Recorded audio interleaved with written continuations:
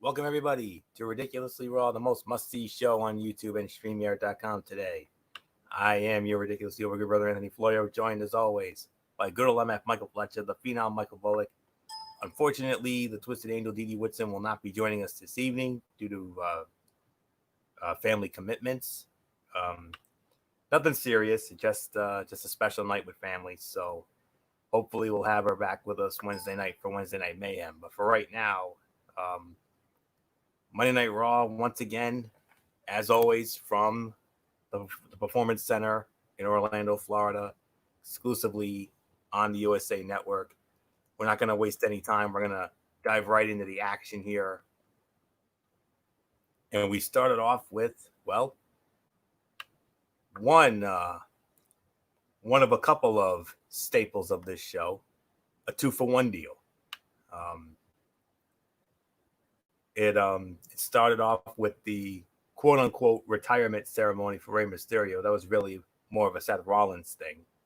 Seth Rollins, aided by Murphy and Austin Theory, and cut another one of his great Messiah promos about Rey Mysterio and says, when Mysterio is going to go into the Hall of Fame, it would be my honor to induct you myself.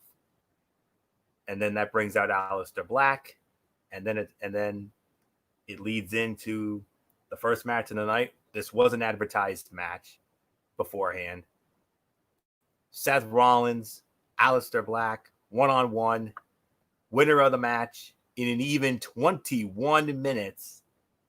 Aleister Black picks up the win. Oh boy.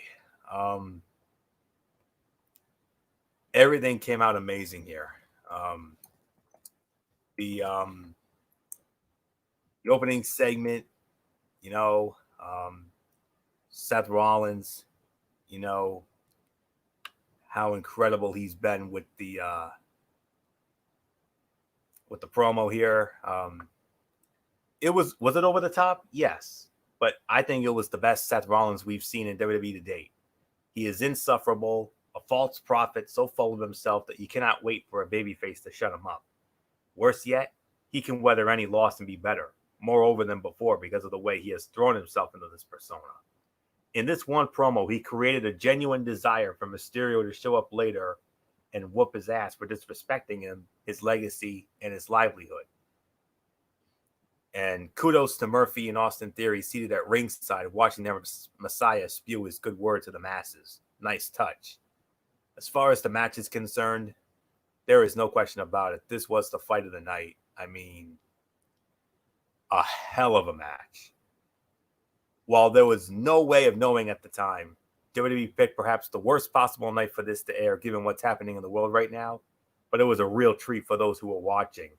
And I recommend that those who did not see it go out of your way to see it. And I also like the way that they immediately put heat on Rollins and his crew with the post-match attack. That was all really well done. If I had to put a rating on that match, I would have to say maybe 4.25. That was easily the fight of the night. You can make an argument for 4.5 at the absolute most. I knew that match was going to be special going in, and I'm not at all surprised that Seth Rollins and Aleister Black, two former NXT champions, they delivered. And I wouldn't mind seeing those two in a feud down the road, title or not. It would be amazing. So, great way to start it off. The promo, I thought it couldn't get any better than the promo. It did with the match. Unbelievable. 4 to 4.25, maybe 4.5, but that's all you got to say about it. So good old MF Michael Fletcher, come on in. Seth Rollins, Aleister Black. You better call the Orlando PD because man, they stole the dang show tonight.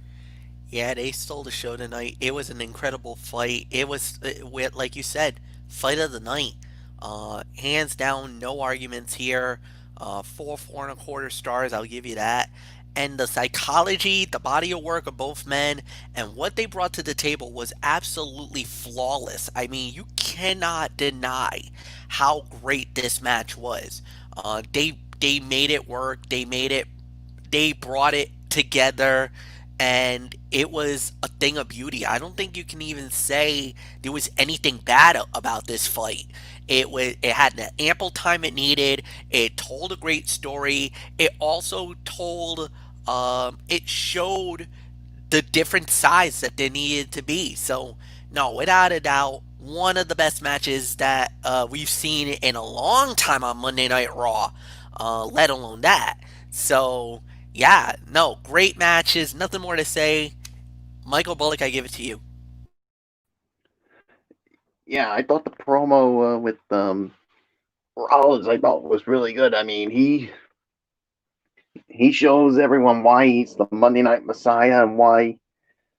I mean, like Florio said, you're waiting for that certain someone to come and shut him up with the way he had that quote unquote retirement ceremony for Rey Mysterio. So, yeah, nothing more to say on that. As far as the match goes, 4 to 4.25 stars. I mean, we knew this match had a chance to deliver when you got the body of work of both of these men, and boy, howdy, they really delivered.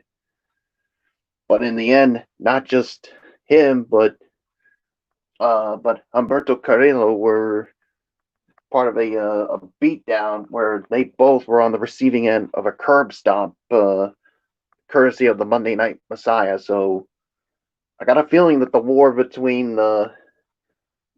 these guys is far from over. So we'll just have to wait and see how it goes. So nothing more to say, Florio. Let's move on. Indeed, and we move on, and well, a lot of backstage stuff here. Charlie Caruso, my girl, interviewing Angel Garza and Zelina Vega. Angel Garza gives Charlie Caruso a rose, and she was beyond smitten. And then a few minutes later, and then moments later, Zelina Vega ripped that thing to shreds. And oh yeah, if you saw the look on Charlie's face, whoa, awesome! I loved it. And then they had Shawn Michaels in a vignette giving his thoughts on the Edge and Orton quote unquote greatest wrestling match ever, saying that he thinks Edge will win, and then a lot of recap stuff. And then we finally got back into a match. Well, we had another personal favorite of mine, another beauty, Kayla Braxton, in the ring, and she interviewed our brand new United States Heavyweight Champion Apollo Crews, and it was announced that Apollo was going to defend the title against an opponent of his choosing, and it was no dud. Oh no, he couldn't have picked anybody. He couldn't have picked anyone better than someone who knows the United States Heavyweight Championship very well, especially on back when he was on a certain blue brand MF, and you know this better than anybody, Kevin Owens, the one-time quote-unquote face of America. And we had it. United States Heavyweight Championship matchup, Apollo Crews versus Kevin Owens. Unfortunately, the fight gets thrown out at 10 minutes and 20 seconds after outside interference by Angel Garza and the former United States Heavyweight Champion Andrade. And of course, well, you didn't need Teddy Long for this. The match was restarted as a tag team match, players. And I don't have a time of the fall, but Apollo Crews and Kevin Owens, they get the win. Unfortunately, there's no time of the fall. MF, I mean, you know Kevin Owens firsthand when he was the face of America as the 3-time U.S. champion over on SmackDown Live. But I mean, but the big question is this though: how many times over the years have we had a moment? Have we had a match that was just getting really damn good, unfortunately get thrown out because of a BS finish? Yeah, no, too many to think of and too many to remember. And yet again, another match gets thrown out, and it was getting good. This was on the verge of maybe 2.5 to 3, and before the fight gets stopped. But unfortunately, guys, you know the rules. the minute the fight got thrown out, it's an automatic NA for us. So yeah, this was definitely a little bit of a letdown. I think a lot of people were hoping for something better than what we got, but hey, it is what it is, man. I don't think there's really nothing more for us to add here. This was a damn good match. Unfortunately, I just feel so bad that that the rug got pulled out from under us because this was setting up to be quite a good battle. But it is what it is. There's really nothing more to add, and yeah. So, Michael Bullock, it's all yours. Yeah, and like you said, the rule here, a match gets thrown out like that, it's an automatic NA. I mean, it's a damn shame. I mean, this match was getting so good, and yeah, had the rug pull out from underneath us with the interference of Angel Garza and Andrade. I mean, man, oh man, I mean, we've seen this done so many times.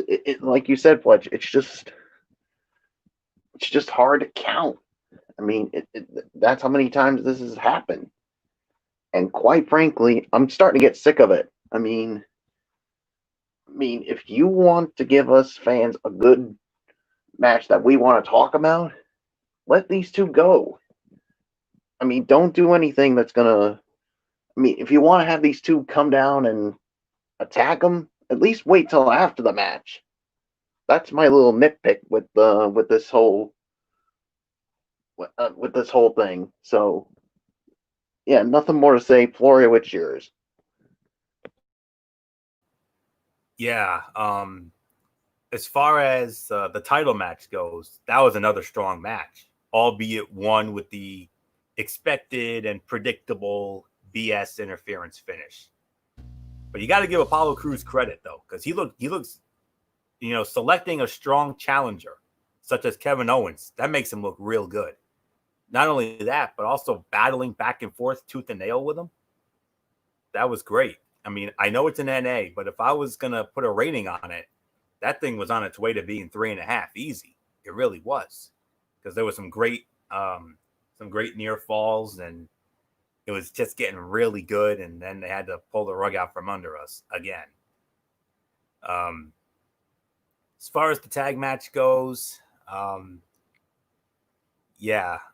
too short, too disjointed, no real story to it, no opportunity for the heels to gain any sort of sustainable heat, only further hurt it. I mean, Apollo Crews was the only one who really benefited.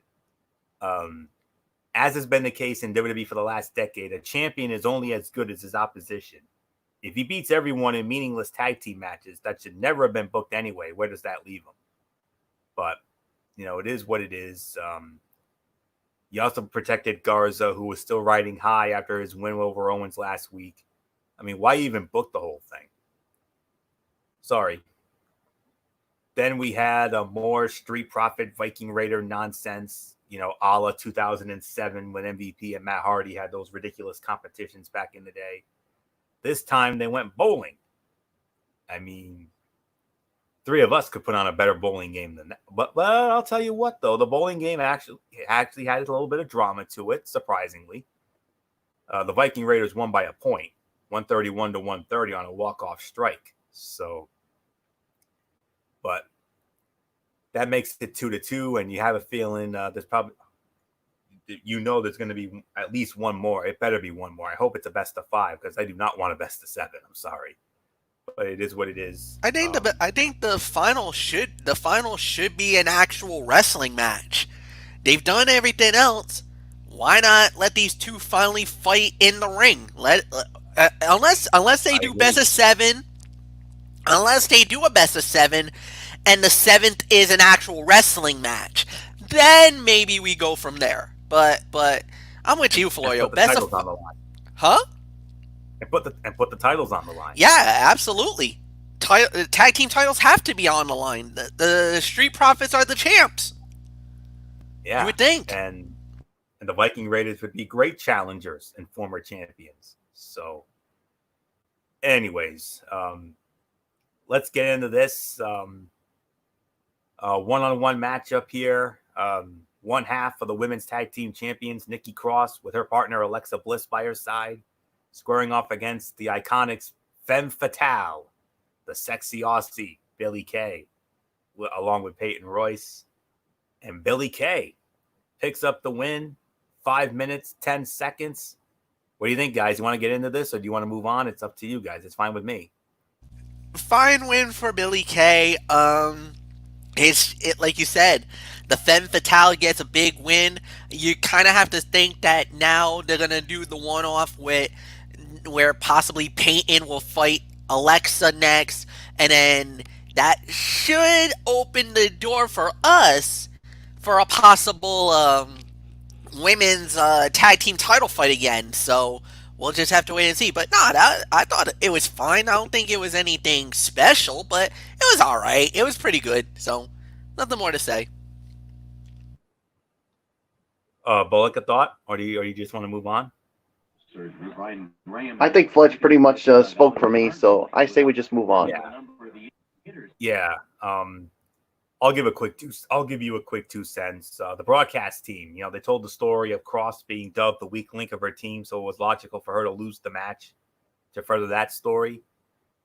Billie Kay had a couple of clunky moments, but she certainly had worse outings, and yeah, that was a little rough there. It was fine for what it was. Kay got to showcase some of her skills as a singles competitor, something she has not really done since her NXT days. But I think we're all agreed that she's still a much better tag team worker with Peyton Royce. But she worked hard here, so I'll give him credit for that. So, all right, some more backstage stuff, and then now here we had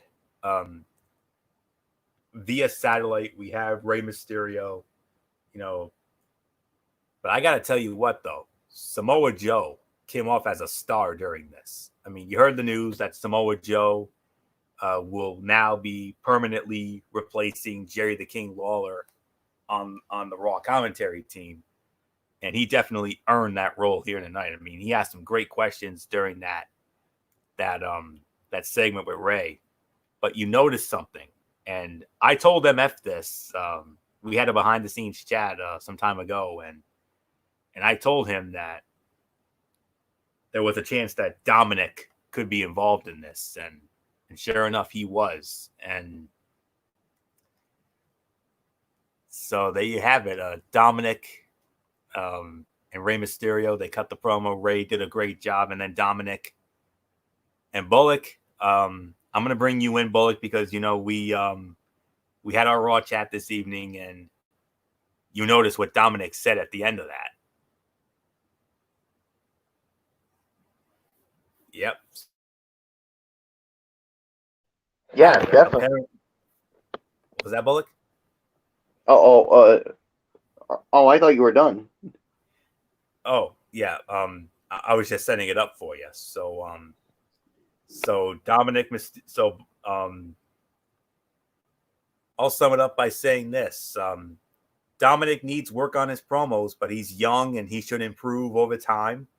And I like that he's getting involved in this storyline. And Rollins could be fed to Rollins at some point. I didn't really see any hints of Dom joining up with the Monday Night Messiah. So it looks like he might eventually team with his father in this feud. So,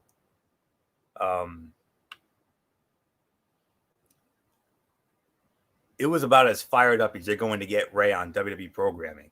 And with that said, the foreshadowing of Dominic threatening retaliation for his father's suffering was the real meat of this brief segment. We know we are one angle or match away from him becoming a second-generation superstar.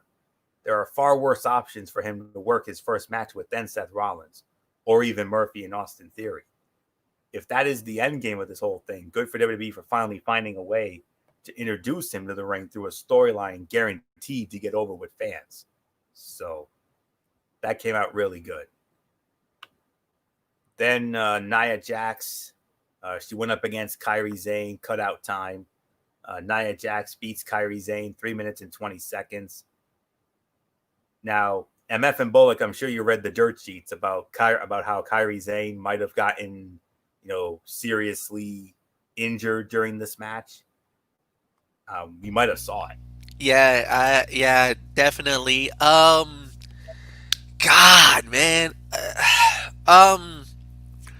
Okay.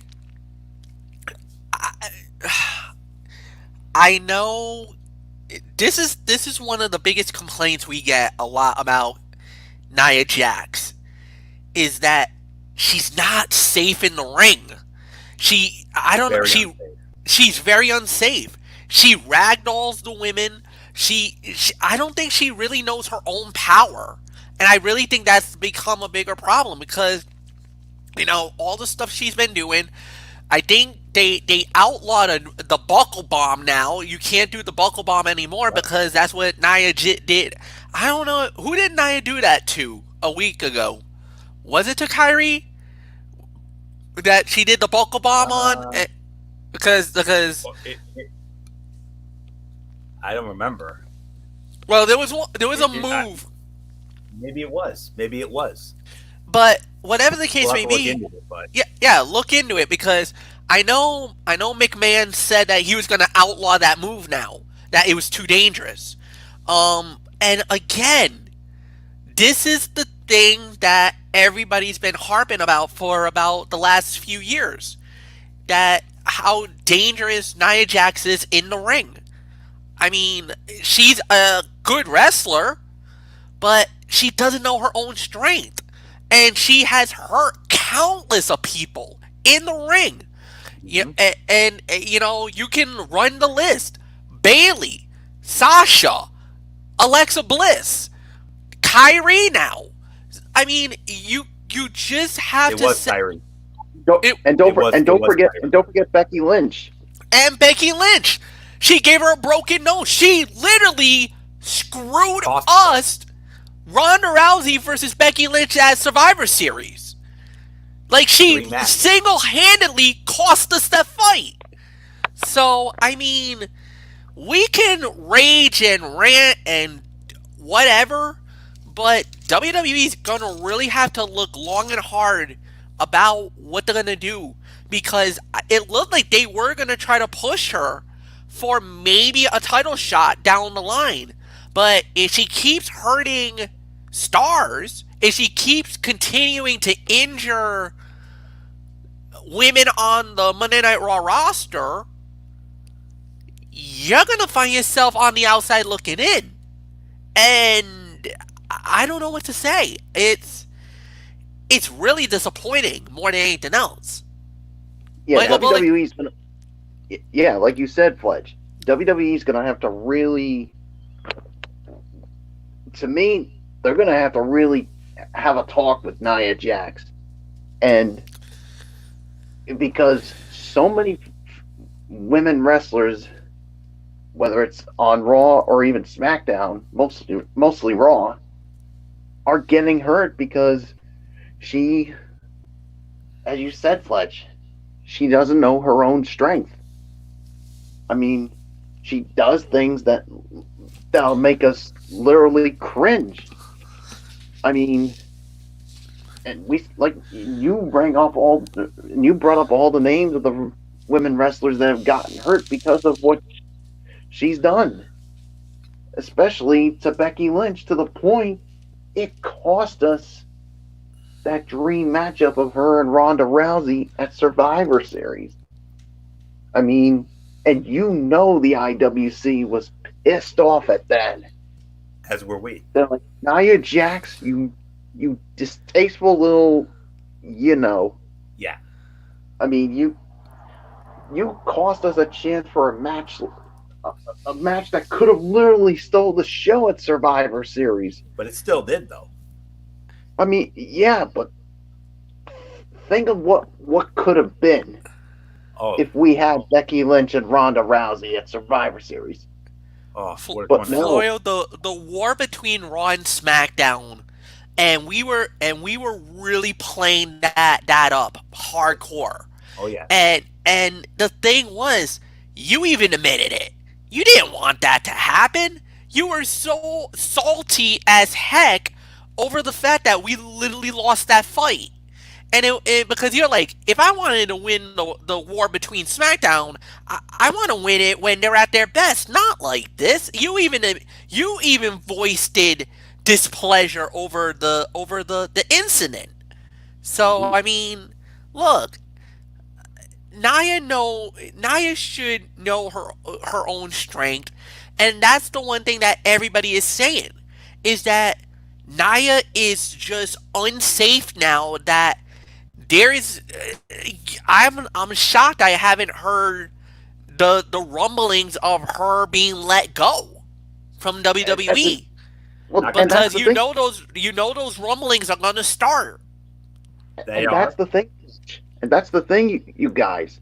I mean, if she can't at least control herself and stop doing stop doing things like this, if she doesn't do it, WWE is really gonna have, and they're gonna have to have no choice but to either let her go or be fired.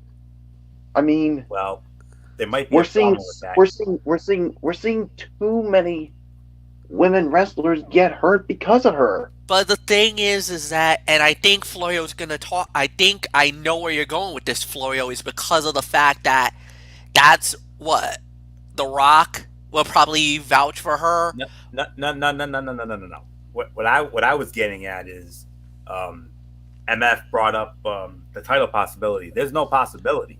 Nia, it's already set. Asuka is scheduled to defend the Raw Women's Championship against Nia Jax at Backlash.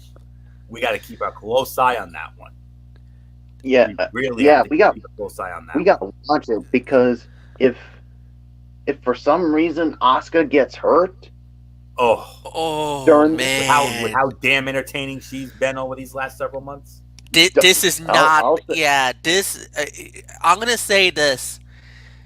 They're gonna try everything in their power to protect Asuka because right now she's having a career resurgence. And right now, I'm going to say this. She needs to be the face of Monday Night Raw Amen. because with Becky Lynch, as you know, she is pregnant. She actually showed her first sonogram about a week ago, a few days ago. Yep. So we know at least now how far they're along she is, but still, Becky Lynch was the face of Monday Night Raw. Indeed. Asuka is the face right now of Monday Night Raw in the women's division. Yep. You cannot afford to lose the Empress of Tomorrow. Oh God. Not now. No. At least not now. No. Maybe if Becky comes back, or if they are able to get another big name female wrestler to come to Monday Night Raw, then okay? Or are they thinking of, well, if the thought of strapping Nia Jax the champion, you're really going to have to start second guessing yourself if she's continuing injuring individuals. Yeah. I mean, Yeah. I just don't see how you reward her for this.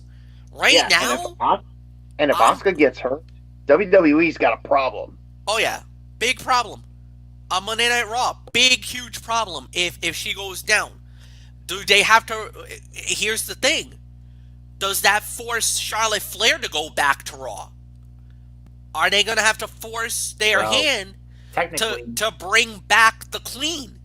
technically, Charlotte is technically exclusive to Raw, even though she is the NXT Women's Champion. True, but the thing is, she's more effective on NXT than she is on Monday Night Raw. Well, If you think about it. We've seen her on all three brands. I mean, Yeah, absolutely. love her or hate her, Charlotte Flair is the hardest working woman in the women's division right now. And, Yes. and she could be effective on all three brands. And of course, big title defense for Charlotte Flair this Sunday night as part of Takeover in Your House, which we will preview this Friday night on the Cerebral Smack Talk. So, as soon immediately following our Friday night SmackDown review, of course. But getting back to the Vince McMahon banning the buckle bomb situation, A few weeks ago on Raw, rough looking bump where Nia Jax tried to hit Kairi Sane with the move, and Sane ended up hitting her head on the turnbuckle.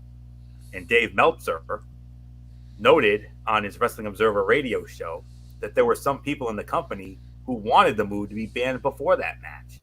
But it was said that the spot with Nia Jax and Kairi Sane on Raw a few weeks ago was the straw that broke the camel's back. And that's why Vinnie Mac finally manned up and banned the move. So, but nonetheless, come Backlash, when Asuka and Nia Jax square off for the Raw Women's Championship, we definitely have to keep an eye on Miss Jax during this match. That's all there is to say on that. We got to watch that with a very close vested interest. God forbid. I mean, Asuka right now, like MF said, career resurgence. Absolutely. I mean, after she lost to Charlotte at WrestleMania 34, she went on a major downward spiral.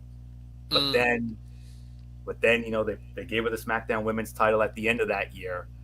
But then they fed her back to Charlotte 100 days later to set up the big WrestleMania main event. But then you paid her with Kyrie. They won the women's tag team titles, had a nice run with it until losing them at Mania. And then I only wish it had been under better circumstances, but they finally put the belt on Asuka, and Vinnie Mac and the Suits finally realized the mistake they made, and they're finally pushing Asuka again. And it's been because of her entertaining work, you know. And I know I kid a lot about the Japanese gibberish and whether it's angry or funny, haha, and whatnot, and her outstanding commentary work.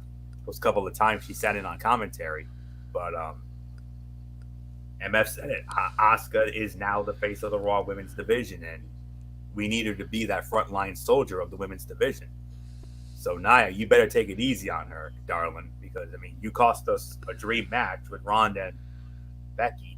2018 Survivor Series would have torn the house down at Staples, but the Queen still delivered what ended up being a damn good match anyway. So, but we're gonna have to wait and see.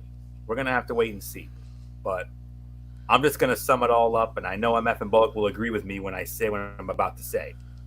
I think it's high time that we stop booking Nia Jax and Kairi Sane against each other.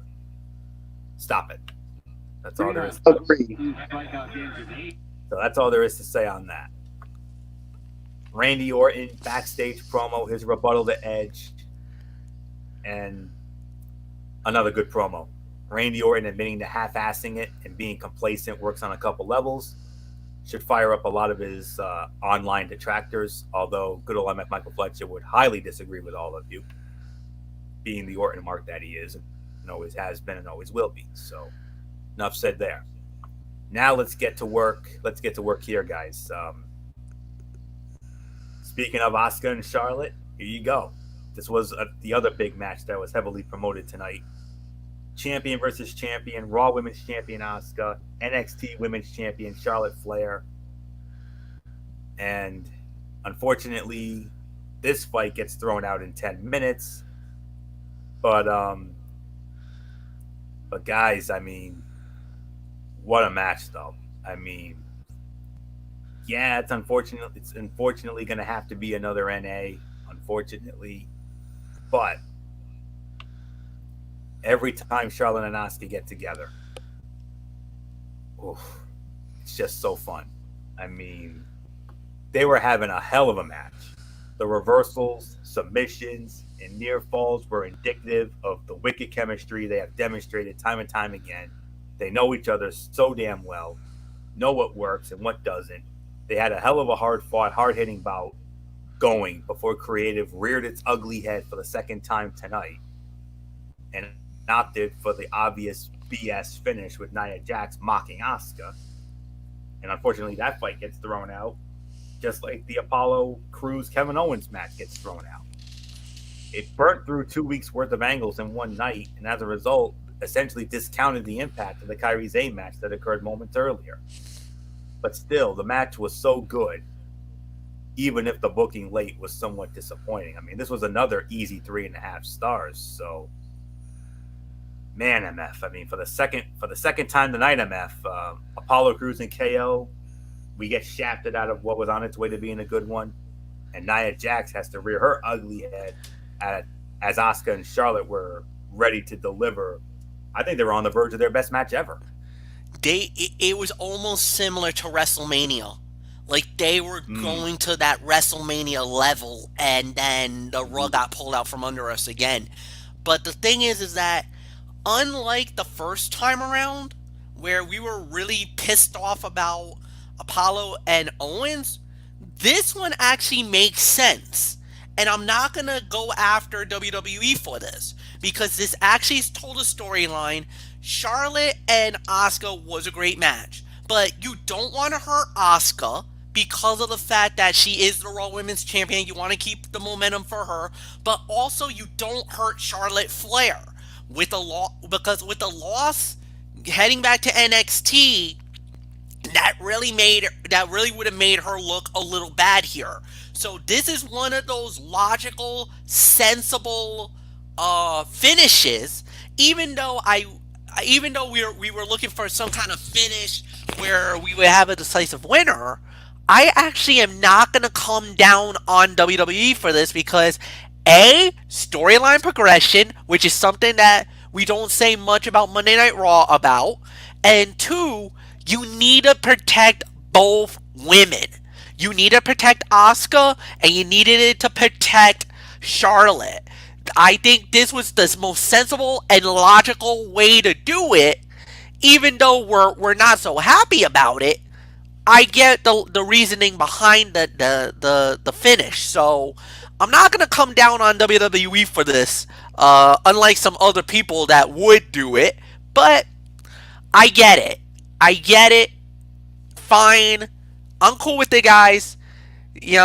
I wish I would have been. I think we all would have been hoping for a better outcome, but I get it. I totally understand why you did it. You want to protect the champions, which, in a way, you did. Mike Bullock, I give it to you. Yes, it is an NA. Yeah, I agree with Fletch, and it is an NA, but yeah, he made everything perfectly clear. I mean, would we have wanted a clean finish? Absolutely, but you need to protect both champions because both of them have championship matches in the upcoming pay-per-views or WWE Network specials coming up. I mean, you got Charlotte defending the NXT Women's title in a triple threat against Rhea Ripley and Io Shirai. And then, of course, you got Asuka defending the Raw Women's title against Nia Jax. So it's important that you need to keep them healthy. You don't want a serious injury going into their respective matches. So, unlike, like you said, Fletch, with the first match with Apollo Crews and Kevin Owens, where we were not so happy about it, this right here is definitely more understandable. So, yeah, there's nothing more to say, Florio. It is yours. Oh, yeah. We definitely had a lot to say on that one. No doubt about that. And then main event of the evening, WWE Champion Drew McIntyre against MVP. Drew McIntyre wins the match. Easy win in 2 minutes and 55 seconds. But then after the match, Bobby Lashley comes out and locks the full Nelson in on Drew McIntyre. And then the show abruptly went off the air. Just as McIntyre was starting to sell that thing. So, okay. We're just going to move on from that. So let's get into our final thoughts of Monday Night Raw. MF, we'll start it with you here. Your overall thoughts on this Monday Night Raw? 3 quality matches, even though 2 of them were marred by nonsense finishes. I mean, this was a solid Monday Night Raw. This was a pretty decent Raw. It wasn't anything better. It wasn't as good as last week, but it was a solid show. I think they took a step in the right direction, so we can't really go after WWE. They did what they needed it to do. It was solid. It was good. Some of the segments were all right, but the action that action made it actually really well.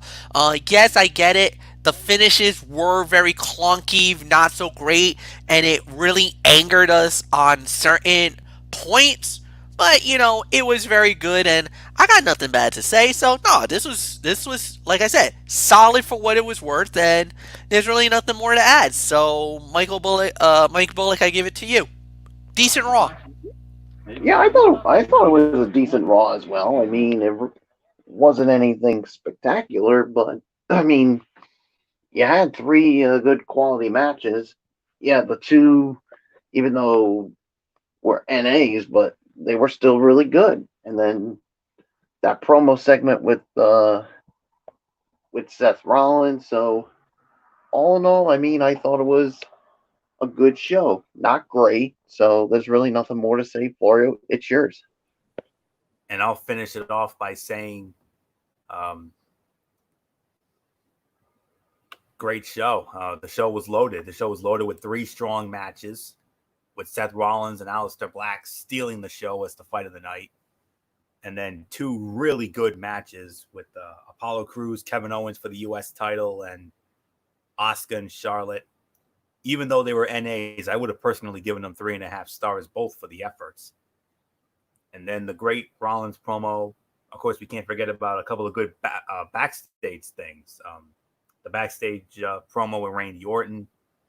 And then, of course, that great promo with Rey and Dominic Mysterio. That came out really good. And that was pretty much it. I mean, one thing I forgot to mention was R-Truth has somehow regained the 24/7 championship. They shot an angle with him and Gronk. They found a way to get the title off of Gronk, which makes all the sense in the world, considering he's going to be back in football this fall with the Tampa Bay Buccaneers and Tom Brady and company. So smart move there. That's all I can say. And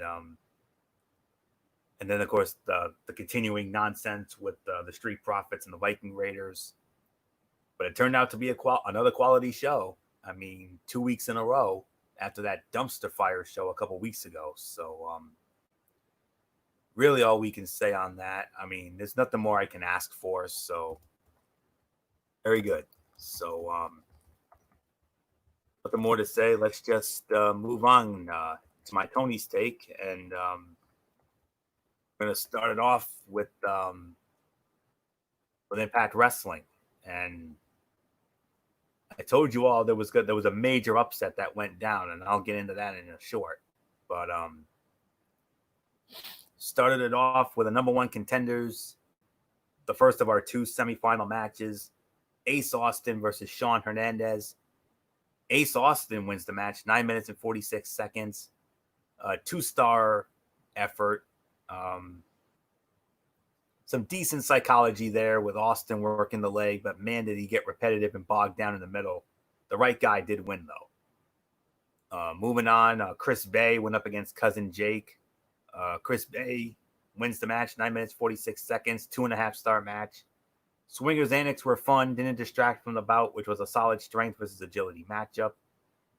Kimber Lee, MF's old friend. Kimber Lee went up against Jessica Havoc, a return match from a couple weeks ago. Kimber Lee wins the match, about 3.5 minutes by disqualification. Nevaeh interfered, 1 3/4 stars. Good for what it was. Didn't have enough time to get up to 2 stars or anything.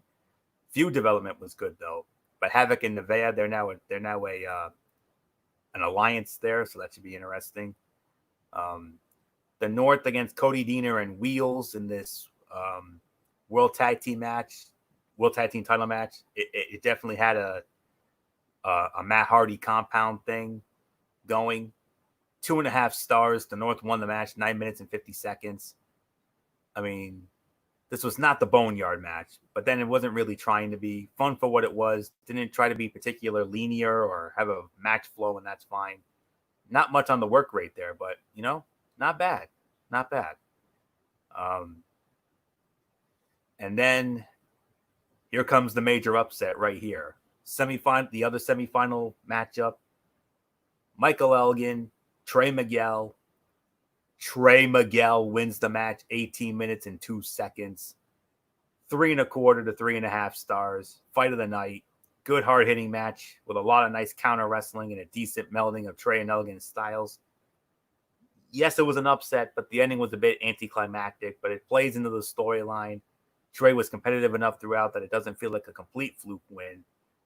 So the final match will be Ace Austin against Trey Miguel. And major upset. 7 out of 10 for the show. Better mix of action and storyline than the previous week's show. Some people are either going to love or hate the Diener compound fight, but I enjoyed it well enough, and the rest of the in-ring action was good. And we got a nice show for tomorrow night. Ace Austin against Trey Miguel, obviously. Chris Bay will be on the Locker Room Talk with Madison Rayne. Joseph P. Ryan against Crazy Steve. Kiera Hogan and Tasha Steelz against Kylie Ray and Susie. And the Rascals against TJP and Falaba. So there's your show for tomorrow night, 8 p.m. Eastern, Access TV, with an encore at 11. Or if not, you can watch it on Twitch with MF. So that's all there is to say there. So we will now quickly get into the other half of my Tony's Take, which of course is 205 Live. And see if I can find this here. 205 Live recently back into the swing of things here. So all right. Started off with Tyler Breeze against Tony Nese, and Tony Nese wins the match in 8 minutes and 31 seconds. Wonderful match, and easily the best match that I've seen since the show came back. They got a decent amount of time. Thankfully, no break to interrupt things. They delivered a strong match, and even the handful of people representing a crowd helps the presentation greatly. 2 quality wrestlers made the most of the 8+ minutes. 3.25 stars. Easy. And then we had Tahuti Miles against Danny Burch. Tahuti Miles, 7 minutes, 37 seconds. Another good match. It was different from the earlier bout. Decent story of Miles upstaging Burch early and getting destroyed for it. Seemingly got Miles angry as he was able to return in kind of before a Burch onslaught nearly ended things. Not really a fan of the ending, but it was meant to be a way for Miles to win and have it be considered an upset. Another enjoyable battle. I gave that one 2 3/4 of a star. It was a short and sweet show, quick and to the point. We got 2 matches ranging from good to very good, and that makes for an enjoyable show. Each given a decent amount of time, considering it was basically a 25 to 30-minute show. And it continues to be an easy and fun watch. I recommend you check it out, as these guys are working hard out there. And that's really all there is to say on that. That's another 7 out of 10. So that will put the bow on this edition of Ridiculously Raw. We want to thank you all so very much for tuning in. Good old MF Michael Fletcher, come on in. We're going to set the table for Wednesday night Mayhem, including NXT. Big double main event. Candice LeRae versus Mia Yim. And we're going to get that interim cruiserweight final with Drake Maverick and Del Fantasma. How about it? Yeah, we are. And then also AEW. And what are they going to bring to the table as well? And it's going to be at 10:30 Eastern on BraceFan 95. And yeah, that's really it, guys. So I got really nothing more to add. So we'll see you on Wednesday. So Anthony, it's yours. I do know one thing, MF. Tony Schiavone is going to be interviewing FTR. So, ooh.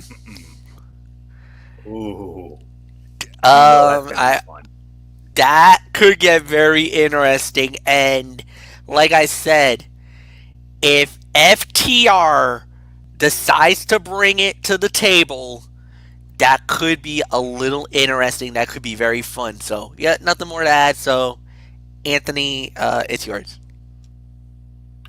Actually, I do have the lineup for AEW. The interview with Tony Schiavone and FTR. Chris Jericho will square off against Colt Cabana. And don't forget the 2 big championship matches.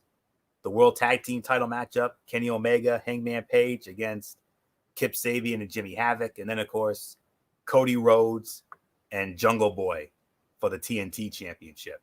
So tune in. It's going to be a big night both ways, and I cannot wait. So that'll do it for that. And then, of course, Friday night, we got Friday Night SmackDown with MF, Cerebral Smack Talk. In addition to our Friday Night SmackDown review, they've already announced the latest in the Hardy and Sheamus saga and that women's tag team title match with Alexa Bliss and Nikki Cross against Bayley and Sasha.